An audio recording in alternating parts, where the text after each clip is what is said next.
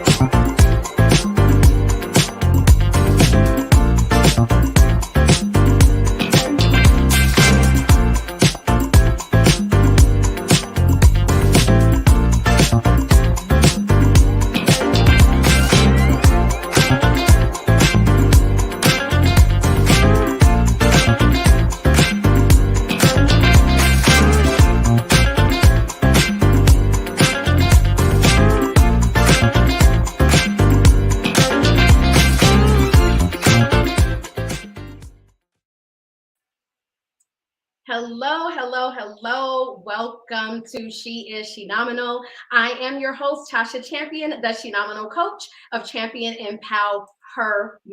Always teaching you to love the champion you are. You guys should have seen me like right before I was grooving. I love the intro that Pyro Media Network did for this show. I love the music. So I'm always like grooving right before the camera starts. I gotta have y'all look at me dance one day. Anyway, it is Wednesday. I'm so happy to be back. I have such an incredible show for you guys today. We are continuing the talk with Jireh Shoe, where we're talking about behaviors that hide in the church, thrive in the church. But before that, there's something that I do want to talk to y'all about. I keep seeing like all of these Facebook messages, no fake friends, tired of fake people. I don't want fake people around me. Fake people need to go. This is what I want to let you know though. It's the reason why you keep drawing fake people to you. If you keep noticing fake people, you got to check in with yourself and ask, why do I keep noticing them? Why do they keep being in around me or in my circle? Because remember, like attracts like. So if you keep noticing all the fake behaviors in your circle, all the fake behaviors around you, all the fake people, it's probably time to do some inner work to understand why that energy keeps coming to you. What is it in you that keeps attracting all of these fake people? Because I will tell you, I've lived that life, and then I've lived the life of attracting people that are like me. So I am surrounded by people who are of love, who are of respect, who are of fun, who laugh, who support one another. Like if that's the sisterhood that you want to have around you, it's really, really time that you self-assess why you don't have that around you. It's some incredible women out there, so make sure you get your circle that's of love, support, friendship, class. Make sure it's a class. All right, I'm gonna go ahead and check in with our Shenomenal News of the week. And the first thing I wanna talk about is get your mammograms. I'm going to tell you that every single week because it's so important for women over 40, even younger now sometimes, to make sure you are getting your mammograms. And to encourage you, I am doing the Mammo Challenge. It's really simple. Get your mammogram, register for the challenge. You can register for a grand prize, which will be announced at the second annual Shenomenal Women's Brunch. This is where you have got to be in Fontana, California. We are going to have such an incredible time at our brunch for sure. So get your tickets today because we're going to talk about what does it mean to thrive when you've been given a less than 1% chance at life and of success. What does it mean to live after you've experienced so much loss, maybe even death? We want to awaken and empower you. So make sure you get your ticket to the brunch, okay? And now one of my favorite parts is to announce our Shenomenal Spotlight of the Week.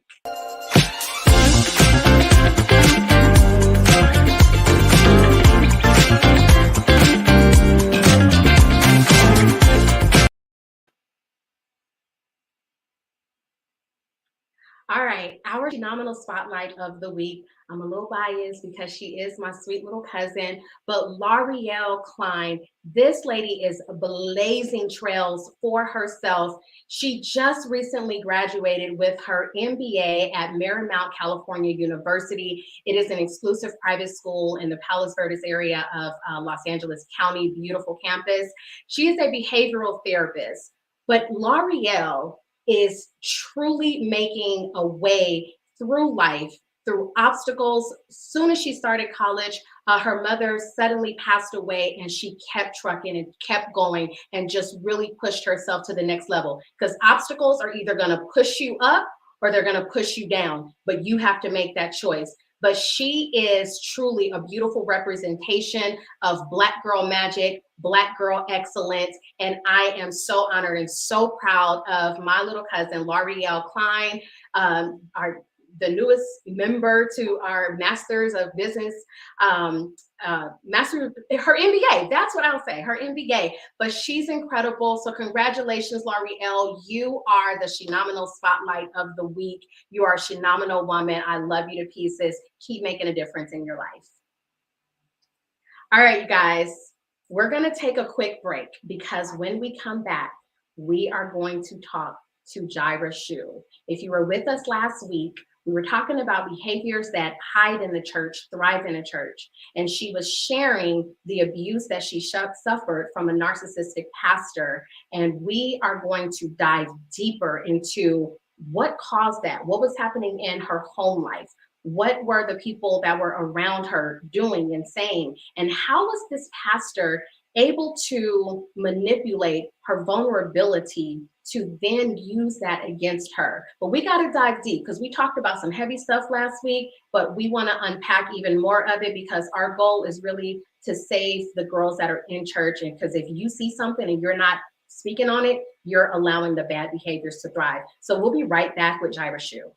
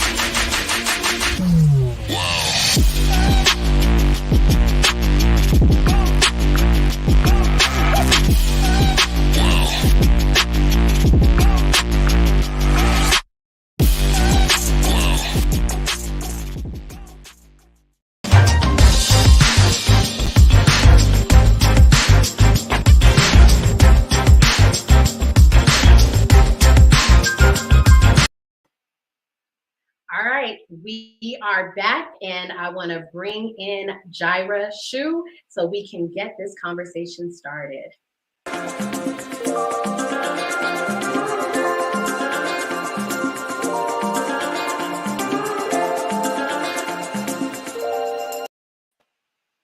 Hello, Jireh. Hello. Hi, everyone. Hey, I'm so glad that you are back. We had a fantastic time, even just talking about a subject that's so heavy, but I honor you for bringing such awareness to a sensitive topic, but a conversation that we really get to have. because we need people to know what's going on, because no one knew with you for a very long time. And now you are using your experience to bring light, to make sure that people are aware of what's happening, and to really save younger girls. And that's what we want to talk about today, and just really, really unpack this. So thank you again for coming back so that we can talk about it. Of course, I'm excited. Thank you. Yeah. So just to give a little bit of recap, Jireh was attending a church from childhood, and the pastor's nephew started the abuse, and then it ended up elevating to the pastor himself. So we talked about that last week, but what I really want to focus in on right now is how they were able to basically penetrate the gaps within your family and use that to then manipulate your vulnerability. Ooh, that's good. Yeah. I definitely would say that that's exactly what happened. How he was able to do that, well, it starts in the home, obviously, for me, my mom is a great mom, and I want to start by prefacing this with, before I begin anything, I want to preface it by saying, my mom is a great mom. My mom would give her life for her kids. She kept our grades up. She kept us in church. She made sure that we knew who God was. We didn't want for anything financially, and she would protect her kids. The problem comes in when you don't have that kind of relationship, mother and daughter, to be able to speak and talk.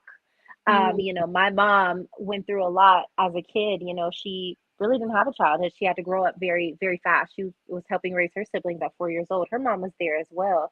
But, as an absentee father household, he would be here one day, gone the next. And so they had to grow up very fast. And so for my mom, she had to not be led by her emotions a lot. And I do believe that that caused her to be a very emotionally unavailable. And she didn't have a lot of time for small talk and she was great with kids. She was great as a mom. But as far as being able to connect with a teenage daughter on that level, the emotional availability wasn't necessarily present, right? Mhm. And that comes from probably not healing certain wounds in her own life. And Right. so for her, she just kept trucking because that's what happens a lot of times with African American mothers. They feel like they have to carry the weight of the world on their shoulders. They're constantly being judged, constantly being torn down by the outside world, and they don't have the time to sit and just deal with their emotions because the Right. world doesn't allot that. So with that being said, I'm going to preface all of this by saying that's what was going on in my household. Was she wasn't necessarily connecting with her emotions, because she was trying to raise 4 kids. My father was in the home, but he worked all the time. A Yeah. great dad. We took family vacations and stuff together, but the same that could be said for my mom can be said for my father. Right. He went through his own childhood abuse and stuff, and so he didn't want to bleed out on his kids, so he didn't know how to handle certain things, so he'd work a lot, and so that would leave the kids exposed. I want to pause for a second, because there are a lot of parents that are out there, single parents, two-parent homes, where you might feel like you are failing because you are working, or you are doing this, you're doing that, you're making sure the kids have this, you're making sure they're at school on time, their grades are up. And then you realize that something else may be lacking. But I want you to know it doesn't make you a bad parent. We always do the best we can, and we can't change anything until we learn what's Yeah. missing so that we can learn how to add it in. So I just want to make sure that any parent who's listening understands that you're not a bad parent just because something might be missing. You Yeah. might not have ever been exposed to it, but go ahead. That's exactly, I love that you said that, because I do feel like sometimes, especially dealing with this situation, some people can feel like maybe they're feeling responsible or attacked. And to me, it's not necessarily about being responsible for someone else's actions, right? The action should be on that pastor. Those are his actions. That's where the responsibility lies, not on just my parents, not on any of that. It's on him. No one made him do what he did, but he did see a gap. And that gap was the emotional connection and the conversation that was lacking between my mother and I and my father and I. And so he did take advantage of that. And instead of him coming in to help counsel and to show my mom how to connect with her daughter, or show me how to connect with my mom, and vice versa for my father, he was taking advantage of those gaps and he was manipulating the system. And so he was coming to me, coddling that hurt and that pain and cultivating it, but utilizing it to make me glean from him more and make me find that love through him and yearn for that love and acceptance through him, instead of telling me or throwing me back towards my parents and saying, hey, we're going to pray about it. Hey, I believe God is going to fix this. Hey, let's do some family counseling. You know, let's nip it in the bud. Let's start addressing these issues and figure out what's missing. Or let me refer you out to a licensed therapist or counselor if I'm not qualified because I haven't taken courses. I'm just a pastor. Let me figure that out and help Do the you guys pastor's figure job out. and help the family, not help yourself to the family. Okay. Yeah. So I feel like because that was going on, there were conversations I wasn't allowed to have with my mom. You know, there were times where I would come and I would present to her a situation, and to her it would just sound like, oh, that's just drama, or that's just this, or that's just that. But what she didn't realize was that was dismissing me. Right. And that was actually creating an issue for me. I wouldn't feel safe. I wouldn't feel comfortable coming to her because I would feel like she just thinks I'm this or she just thinks I'm that. And that was developing, that allowed the enemy to start talking to me and playing on those emotions and making me feel rejected and abandoned. And then, you know, that just continued. That continued for years. So here you have this family dynamic. You guys were like, you were still a close-knit family. Oh, yeah. But in any family, there can be, you know, sometimes there could be a little bit of drama. There might be a little bit of disconnection. There might be a little bit of discord. So what happened? You were saying like he was using those moments to then cultivate what should have been a pastor-like relationship, but he then used it to cultivate a narcissistic relationship with you, where it was like, okay, I'm going to show her that I am who she needs. I am the one she needs to turn to. I. And then he now is taking that to manipulate everything in your life, down to insulting you about posting, about going to a concert, just little things like that. He was attacking you just as a young girl. So talk about that a little bit, because a lot of times we think somebody is saying something to us that is for our benefit, but a lot of times they're saying something because they really are poking at us, they're digging at us, they want to break our self-esteem, they want to break our self-awareness, and that's what was happening to you. So talk about that a little bit. Oh, wow. There was a lot of manipulation. He was playing the both sides trick all across the board. I'll give you 3 examples. One example, I was a part of the dance ministry, and the dance leader at that time was, we were having some issues internally. We were having issues because he was going to leaders meetings, even though I wasn't a leader at that time, but I was in the church, and he would always use me to be in the front or the forefront of the church dancing. And he would basically pimp me out for my gift and anointing, but then behind closed doors denounce me and belittle me. With that being said, he was going into his leaders meetings that he would have every month. And he would mention me. He would mention me at random. I had no clue this was going on this whole time. I was still an active member in the church. He was mentioning my name and telling all the leaders, she's not spiritual. She doesn't think. She doesn't even hear from God. So he was telling that to the leaders, but then coming behind closed doors and telling me that the leaders were jealous of me. And so it was causing friction and division in the church. And we didn't know. Of course it was, because he was using this time to build your silence. So because now these people are treating you like crap, you know not to go to them and say, hey, I'm feeling a certain way, or the pastor is doing this, or he's doing that. So he made sure to create division in your life so that you didn't have someone to go to. And he was... Oh, go ahead. No, go ahead. Finish that before I ask the question. Go ahead and finish that. I was just gonna say the second example was like you were referring to as far as the clothes. You know, I went to a Rihanna concert. He got upset not because I went to the Rihanna concert and not because of what I wore, but because I posted it. And so here you have this man that is being whatever and blending in like a chameleon wherever he feels like he can gain the approval of these individuals, but at the same time sowing discord and confusion, because behind closed doors he's telling me, you're fine, wear what you want to wear, this and that, but then he's going to other people, did you see that? I can't believe I sat her down because that's not biblical, that's not Christian. But then behind closed doors he's also showing me his LL Cool J albums. So it's like so he's Popular music. right. I'm like, it was some song with sticking a spoon and cereal. I don't know.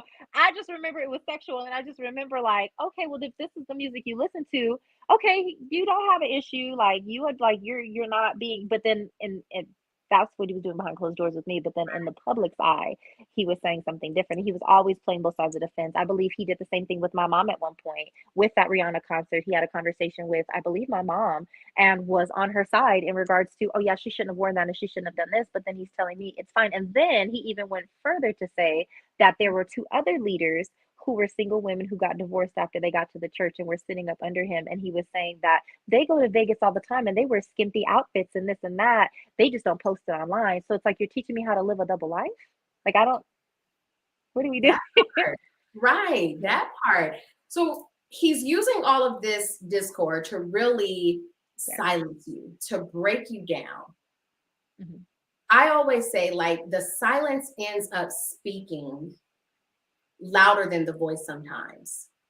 So how did you handle all of this silence that is now filling you up? You don't know who to turn to. You don't have an open communication relationship with your mom. There's people in the church that you see as they could be jealous because that's what he's saying. There's discord, there's division. So what happened to Jireh? How were you handling all of this silence? You can't say anything. He's taught you how to not say anything. He knew you didn't say anything about his nephew's abuse. So just talk about that for a minute. What is that silence like where you're the only person that has to hold all of this? Oh, it is stifling. It's detrimental. Mm-hmm. I was very, very angry. I remember harboring unforgiveness for about 6 years. Wow. And I remember I would go forward, I would come back. I would go forward, I would come back. And last year on October 10th, on my birthday, I remember waking up and I looked up to God and I just remember saying, it feels like all of the hard work that I've done within these last 6 years. I never left the church. I never left you. Even though I wanted to sometimes, I still didn't understand everything. And it's just this long, long process, this long process of healing. It's a lot. It's like peeling layers off of an onion, and it's a big onion. And I just remember telling the Lord on my birthday, I said, I don't know why. I just feel so depressed. And he was talking to me and he said, well, what makes you feel that way? And I said, I just feel like my 20s were robbed from me because of all of that emotional, mental, sometimes physical damage. Like it just would affect me so heavily in so many ways. Right. And I remember telling God, I'm tired of this. And then he ended up shutting me down. I lost my job. I had an HR position. I'm in one now, but I had an HR position at the time I lost my job. I tried to apply for unemployment. I was approved, but they were 200,000 people behind. So I wasn't getting any income and I was really just dependent on God. And I had to take my nails off. And it gets bad when I got to take my nails off. Everybody knows me for nails. Honey, if you put the go, I'm in a rough spot. It's rough. Yeah. And so I remember someone reached out to me, Rebecca Lawrence, my good friend, her and her husband, and they took me to Texas with them. They paid for everything. When we got to Texas, we met up with her cousin, Casey and Jeremy, and I ended up getting delivered at that house, just a small little house meeting. And it was just 4 people and me. It was 5 of us total. And they started prophesying and speaking God's word into me. And I was able to denounce verbally that spirit of rage, unforgiveness, and anger and hurt, and the soul tie between father and daughter. And at that point, that's when I felt that thing break. And I was able to start speaking. God started opening doors. He said I was going to tell my testimony without slander. And that's what I've been able to do. And he's just started opening doors. But for me, it was so hard to get to that point because imagine trying to imagine this father figure for you. You don't connect with your father. You're not connecting with your mom at that time. Now things are different for me, but at that time it was not. And I remember, imagine a godfather, imagine your goddad. And this is a man you've known for the last 12 years. He's known you since you were a little girl. He's paid your car note when you don't have a job.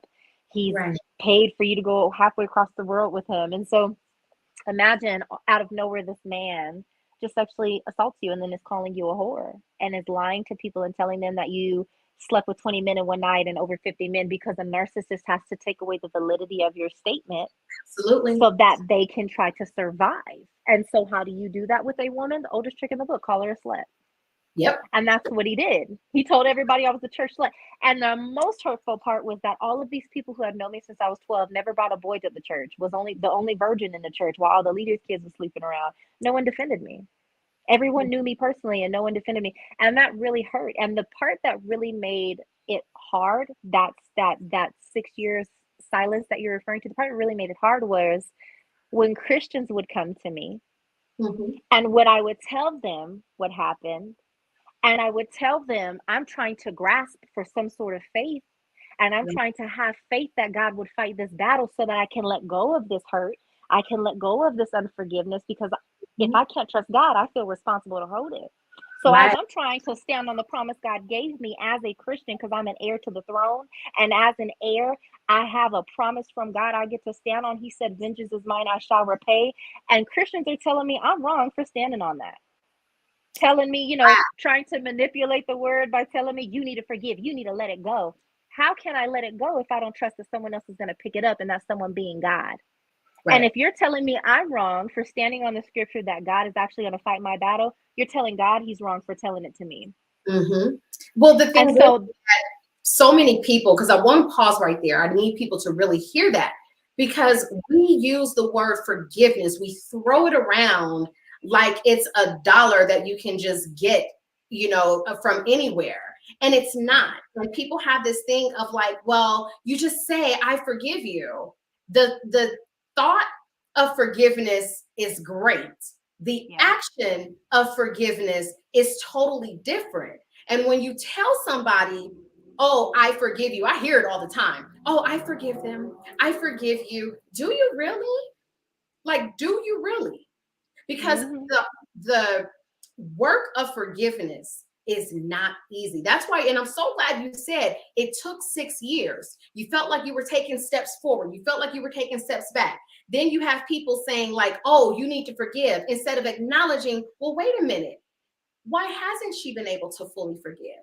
Why is this still pressing on her? So again, not even acknowledging how you feel, but just saying, oh, well, girl, you need to forgive, while they're still going and praising God under this man's worship as if all was okay when they knew what was going on. So I'm glad that you really brought that up with forgiveness. It's big. It's so big, because that also goes hand in hand as far as how to have a better relationship with your daughters, how to help them protect themselves, how to build that connection. You have to validate them first.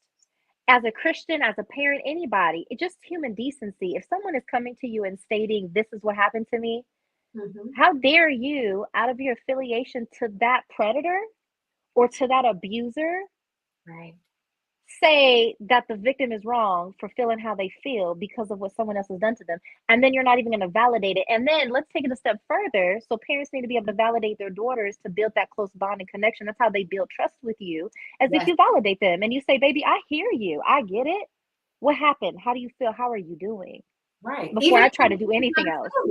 Even if you don't fully understand what somebody is experiencing, you cannot dismiss it as if it didn't happen. You can't dismiss it as if she should just be like, okay, well, it's not that big a deal. No, it is a big deal, because these are my feelings. This is what happened to me. And I need someone to be able to hear me so that I don't feel alone, and I can learn how to now work through this and feel myself, feel the emotions that I feel, and know that I'm safe to express myself.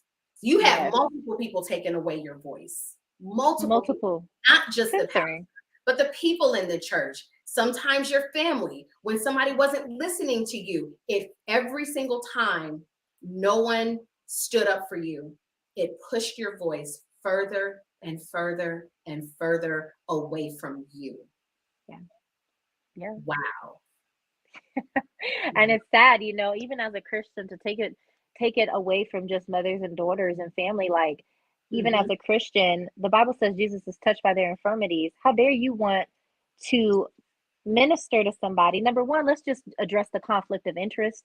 Right. As to the fact that you're still in affiliation with their predator. Just be quiet. Let somebody else deal with that victim, because you're not going to be able to be unbiased. You're just not. Right. Because of the loyalty you have for that person.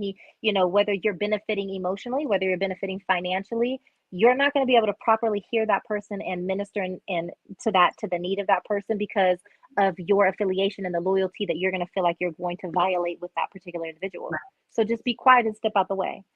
Exactly. That's number one. Number two, don't ever try to minister to someone, quote unquote, right? Because we love to call ministry, but sometimes it's just not. Sometimes it's you spreading your opinion and pushing your agenda.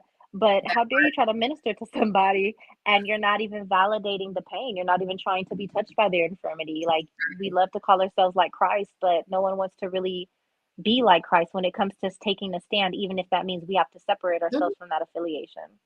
Exactly. And I think that is the bigger problem. When we remove religion out of that, it's still a big problem. And like I said in the previous episode, regardless of your religion, your relationship with God should stop you from doing certain things.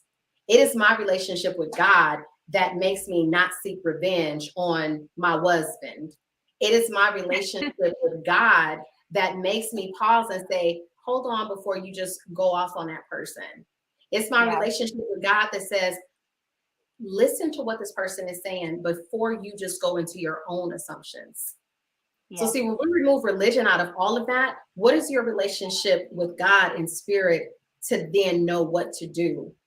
Whether you're going to validate this person or not, can you at least hear them with an open heart and open ears without your bias? Yes. And without trying to discredit them or blame the victim. Right. Well, a lot of people feel like, well, that's the pastor. Oh my God, he would never. I remember you saying last week, you thought this only happened in Catholic churches. And here it is. This is a Black Christian church, and this is happening. This is happening. It's a lot. It's just a lot to unpack. It's a lot to see that a person would use the little gaps in between family members, in between the relationships with parents, to then violate you and abuse you. So we're going to take a quick break, and then we will be right back. There's more to come with Jireh Shoe.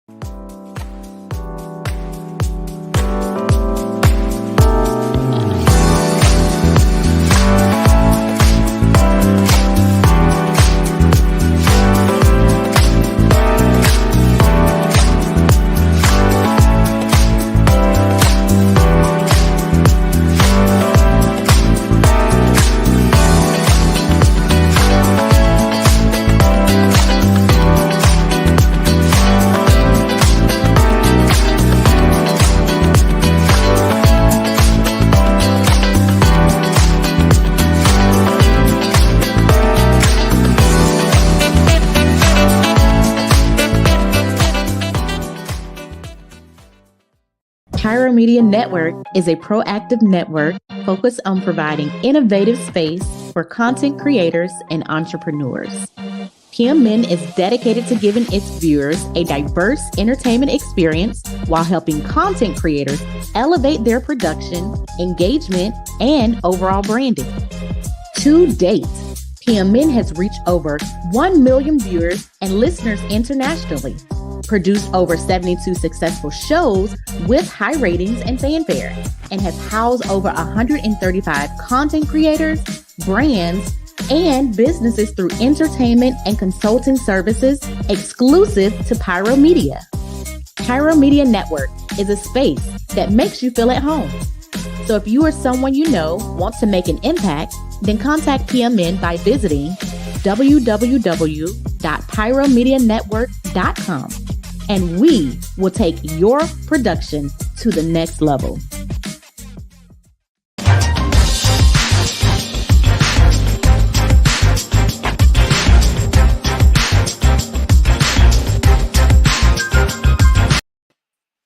Okay, so we are back.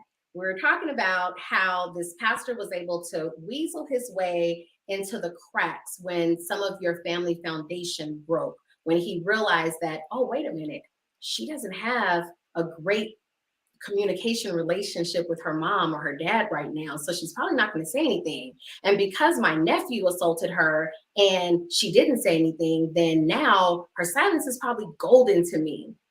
So now you're at a point where you are using your voice. You found your voice. You had, like you said, you peeled back the largest onion through all of the tears, all of the heartache, all of the hurt that you had experienced from people not believing you, from the church members turning against you, from even having to really talk to your parents about this. What was it like to find your voice and say, if nobody's going to stand up for Jireh, I'm going to stand up for Jireh? What was that like? How was it finding your voice? Honestly, I don't even know how to describe it. I really don't. I don't know how to describe it. I can honestly just say liberating. It's so freeing. I feel like I didn't realize what I was doing. I thought that getting delivered from the unforgiveness was enough. Like I thought, wow, I finally did it. Like God finally did it for me. Right. When I spoke and I released those first 3 installments of my testimony, it was like the floodgates just busted open. I've always been a fighter by nature. Honey, come at me with some injustice, it's a wrap. Okay, I've always had it in me. It's just innate. I was born this way. I don't know. God just did it, and not everybody's like that. And I know not everybody's like that. But me, I do not care what your title is. I do not care. And going through the situation has made it amplified. Of course, because now you found your voice from somebody else silencing it, and now you found your voice. So it's like, come at me if you want to, but you might want to be careful. I stay ready. I sit pretty and I stay ready. Sit pretty, stay ready. Okay, let me tell you. So I'm now you have to learn how to protect Jireh when no one else was protecting you. And it creates this sense of strength in you where it's almost like fight or flight all the time. You say something, I'm responding. You do something, I'm reacting. And I will tell you, over time, even that will start to ease and calm, and you'll use more of your words and your energy in the right path and the right way. But it is very hard when you feel like you're the only person that's standing up for you. Yeah. I can definitely, yes, it is very difficult. I think it was harder within those last 6 years. I've always been a very vocal person. I trusted my old pastor, and so I was able to submit at that time. And I allowed that censorship because I didn't realize it was censorship. I was being told biblically that that's what pleased the Lord, and I wanted to please God. But when I recognized that he was manipulating me and abusing me, that was probably the only person in my life that could have probably ever been like, hey, and I'd be like, now there's no one, so good luck. No, just kidding. I'm just kidding. I remain. I understand, but I want to talk a little bit more because of the work that you're doing, the advocacy work that you are doing.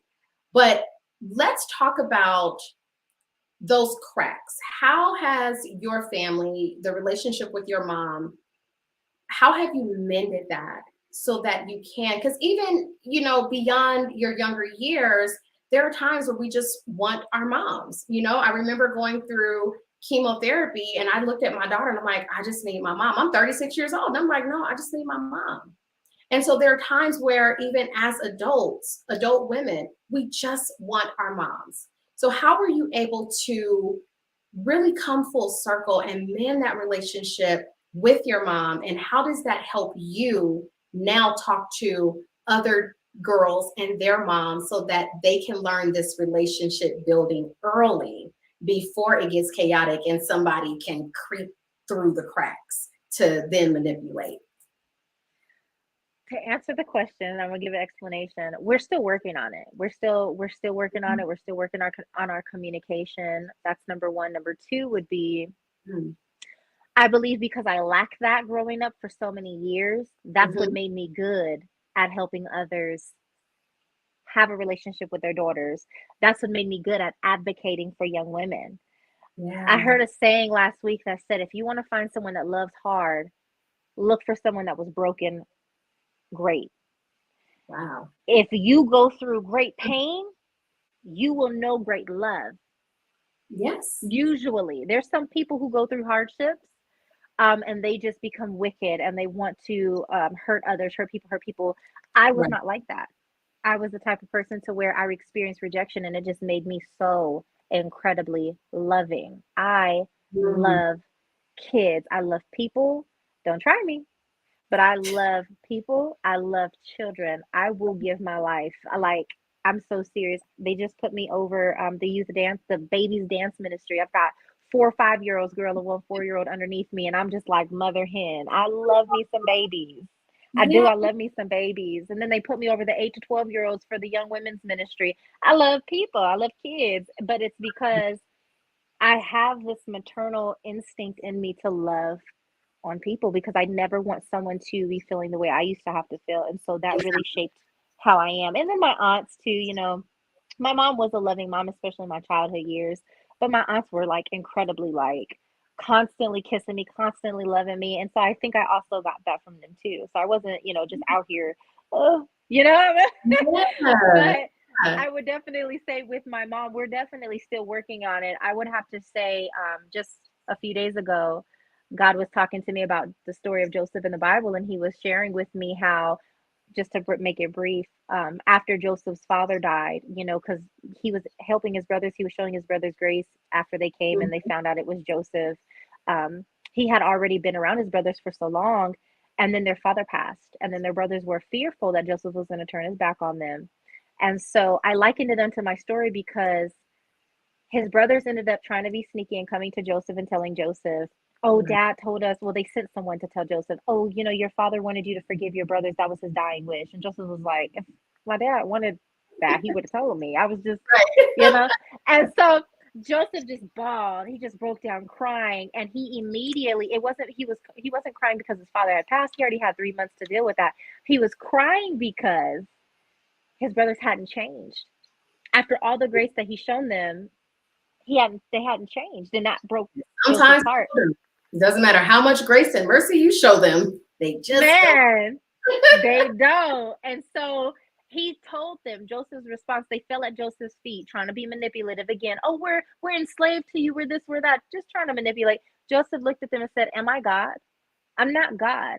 What you meant for evil, God turned around and worked it for my good and for the salvation of others. And so God keeps reminding me every time I want to fight with my family members, if they, question me, or, there might still be a small battle between them not wanting to take responsibility for not having that relationship with me within a certain time span while this stuff was going on.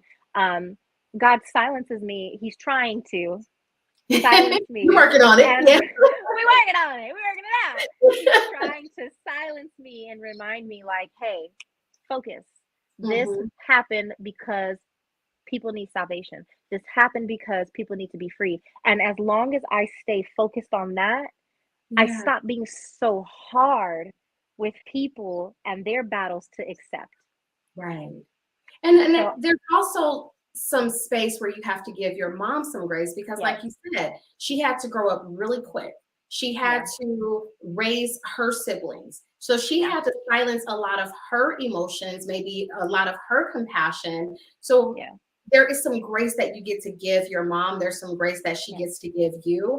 And then you find that space of healing together where you're actually listening to one another in communication versus I'm just going to tell you this and this is how you should feel. Like we have to acknowledge, hey, I'm telling you how I feel. I'm not telling you that this is what your intention was. You meant to do this, but this is how I feel. And we just sometimes need to pause and acknowledge, hold on, this is how this person feels. And so I like the fact that you are saying like, hey, we're still working on our relationship. If you're comfortable, can you just kind of share like what's something or what's a new way that you guys are working on your relationship, on that communication? Because it can help somebody out there who needs to build or rebuild that relationship with their mom. What are you doing to cultivate a new communication with your mom? I had to stop trying to change their perspective on every little detail. Ooh. I did, because I wanted them to see clearly on every single piece, and it was like creating friction, because in the process of me trying to change their perspective so that they can see everything clearly, they were feeling attacked. Because what kind of parent wants to hear this news about their daughter? Right. Not to mention, there are people from that church, number one, who sat through that meeting where he slandered my character and broke the law, and they were amening it. And in order for them not to take their responsibility in all of that, they were blaming my parents. Well, why didn't her parents? First of all, they didn't know. But Right. you sat through the meeting that they didn't get to sit through, and you okayed it. So let's take our responsibility. Okay. Yes. That's number one. So what kind of mom wants to hear that news and to find out you didn't know? You know, who wants to hear that? And then because she was feeling attacked in the process of me trying to explain it, I had to take a step back and say, let me stop trying to fix people's perspectives, and let me just tell her, I'm not blaming you. Because they started to defend themselves because they were feeling attacked, because I am a very no. Right. I'm a very, cutthroat person sometimes. Not that I try to be, but it's just I'm all about righteousness, and sometimes that can come off wrong. And so for them, they're the same way. So we're just alike in a lot of different ways. I have to admit that, and so I had to see that, number one. Number two, I had to stop trying to change their perspectives and say, okay, maybe they're feeling attacked, and maybe that's why I'm starting to feel attacked. Okay, let me approach this differently. So I changed my approach. That was the third thing. I started coming to them and saying, I'm not blaming you. Because then I started to feel like they were blaming me. And I said, how can I combat this? Hey, if I'm feeling like you're blaming me, maybe you're feeling like that too. Hey, I'm not blaming you. I'm not blaming you. No one is to take the blame here except for that man and those people who sat in that meeting and was privy and participated in breaking the law with him. They need to take their responsibility. You're right. And I think sometimes, because I'm a mom, okay, and I pride myself on knowing what's going on in my kids' lives, okay? So I do think that some people, and I'm not saying all of them, I'm not going to give them a pass, but I do think some of them, especially the women, the moms, were probably thinking to themselves, there's no way I wouldn't have known what was going on in my child's life. There's no way I wouldn't have been able to see that she was being different and things like that. But at the end of the day, people have to understand when you have been groomed. Like predators take time to groom you so that you don't seem different, so that you're still trucking along your everyday life as normal. And then this being your pastor, there's already this level of trust. So I can totally understand how your parents didn't see what was going on. And what we're not going to do today, we're not going to parent blame because somebody else, like you're still putting the responsibility, like you said, on somebody else. Put the responsibility on the grown man sitting at the altar that y'all are shouting y'all hallelujahs, flashing your Bibles at. That's the person that you get to put the responsibility on. We're not going to put it on a child. We're not going to put it on a child that was groomed, and we are not going to put it on the parent. We're not going to do that. Not at all. Yeah. So is Jireh now? Because you took 6 years to find your voice, to admit some hard truths of things that had happened to you. And just, did you ever have guilt of like, oh my God, I should have known this or I should have known that? Did you ever feel any type of guilt for what had happened? And if so, how did you work through that? I didn't feel guilt for not knowing. I felt shame at first and then anger for looking back and seeing how crazy he spoke to people. Like, girl, I used to pray like, Lord, let him text me now. Right. So I had to your mind, because you anyone would be lying. Anyone would be lying. And that I think that's my superpower. Like I'm not gonna lie about it. I'm gonna speak what folks is afraid to speak. And to me, anyone would be lying if they said that they didn't have those moments to where they're like, I wish you would come across me now. So Exactly. that was hard for me. That was very Okay. difficult for me to look back and see how crazy he talked to me and how much control he had over me to where anyone else, I'll put it to you like this, even at that time, if anyone else had have approached me the way he did, oh, we would have been fighting. Right. You wouldn't have been able to step to me like that. I was always strong. But see, nobody else groomed you. Exactly. No one else groomed me. No one else tore me down. No one else manipulated me. No one else did that. He did that. And he put me in this box. Yep. And I would always poke out. And that's what he couldn't stand. And that's why he started manipulating others, going to them and telling them negative things about me so that they would turn deaf ears when I spoke. Exactly. So you found your strength. You found your voice. You're now using your voice to bring awareness. I want you to talk to that young girl out there, talk to that mother out there. What can a mother-daughter do to build that relationship that they might feel has fallen on rocky times? Or especially some of these teenagers out here, they think that their mother knows nothing about life and what they're experiencing. But what do you want to say to these young girls and their moms about cultivating a ball of trust so that your daughter will feel comfortable coming to you, even when it's a very uncomfortable situation? Be honest. Mm-hmm. I would say be honest. Listen. And if you don't know how to communicate effectively, take some classes, or at the very least, get some therapy so that they can give you different tools to utilize in that relationship. If you're serious about really wanting to work it out with your daughter, and if your daughter's serious about wanting to work it out with you, you have to put in the work. You can't just say, I'm the mom, I know best, or I'm my mom don't know nothing. Like you have to put in the work with that. You have to say, hey, what am I doing? Obviously, the way I'm going about this, I keep running up against a wall. That's what I had to do with God just a few days ago. I keep trying to get my point across, and I keep failing. I keep failing. I keep hitting a wall. I keep hitting a wall, and now I'm frustrated. Now I'm wearing it. Now I'm heavy. They're still not listening. And God says, stop trying to change them. Change you. Yes.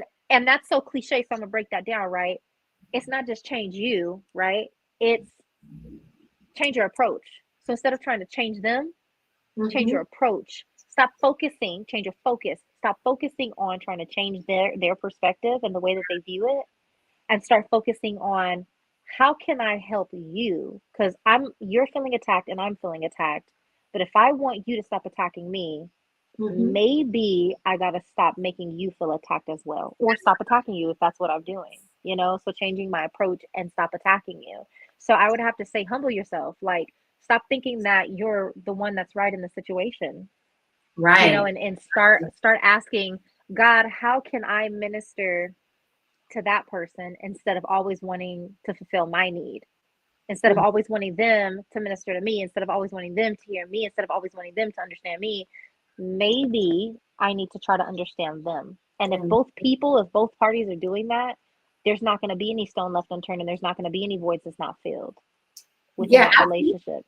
Absolutely, because if we're only giving our children our perspective, then they don't learn how to use their voice, because now we're saying like, well, it's because I said so. And I'm guilty of that. I've said that a whole lot to my children. But when we take the time to really listen, acknowledge what this child is feeling, even if you don't understand it, just acknowledge, validate, okay, I understand you're feeling like this. Maybe you as a parent have to step away so that then you can come back and say like, hey, now I understand. Let's talk about this. Okay. Yeah. So before we wrap up, I just want to, again, congratulate where you are. But just in these last couple of minutes, how has this totally changed or enhanced you? Because I always tell people, good or bad, happy or sad, everything that we experience is part of our development. It helps, we really experience things to help others. So how has this changed the woman that Jireh is today? Give us about 30 or 40 seconds of it. I am extremely strong. If you ask me to use one word to describe myself, I would say resilient, strong. I don't play games. I don't allow people to tell me things that I know is a lie. I might not always fight it now, and I'm always going to continue to grow, but I'm just not going to walk away. And I'm not going to wear the coat of someone else's problem. I'm just Right. not. You're not going to come dump your issue on me and then narcissistically gaslight me. I don't allow these types of behaviors around me, and nor do I wear it as if it's I'm not going to internalize someone else's narcissistic issues or someone Right. else's issues in general, whether it's a narcissistic or not. I'm just not. I'm not going to wear it. I'm not going to internalize it. And I'm extremely strong. I do not play games. And as strong as I am graceful. And if Mhm. I'm not, we're still working on it. Yeah, we're all a work in progress all the time. Yes. We're working on it. We're working on it. But I am very loving. I can definitely say I'm so glad I went through all of the hurt because Wow. I love so hard. I love so freaking hard. Yeah. I don't, oh my God, I love to love people. I really do. I'm gonna clean you up when you need it, but I love people, man. And I love the fact that I'm a safe place for people. For That people. Beautiful. That's everything. I'm a safe Beautiful. place for people. Yes, So, because we need that. We need yeah. that. And I just, I really honor where you are in life. I honor that you are using your voice. I honor that you are bringing awareness to the fact that there are behaviors that are hiding, bad behaviors that are hiding in the church. And those who know about it are allowing these behaviors to thrive. So thank you for peeling back that onion so that you can use your voice in such a powerful way. Continue to shine bright, continue to mentor these young girls, and just continue to be the best daughter of God that Jireh can be. I honor you, my sister. Thank you. Thank you for being Thank on. you so much. Thank you so much. Thank you You're so so much. welcome.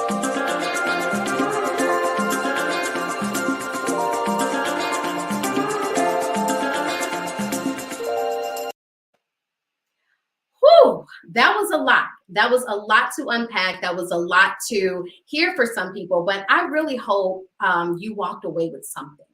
Even if it's a way to build the communication between you and your daughter. If maybe you even learn how to speak up for those who feel voiceless. But Jireh, thank you again for joining. I appreciate all of you for jumping on and watching and being a part of this conversation. I will see you guys next week. We're going to be talking to Sherelle Edie about just physically always going, physically being on the go all the time, but feeling mentally drained. And we're going to talk to Sherelle Edie as well as Dr. Danielle Beal on how we can take care of our mental health when so much is going on. So I'll see you guys next week. Thanks for joining She is Shenomenal.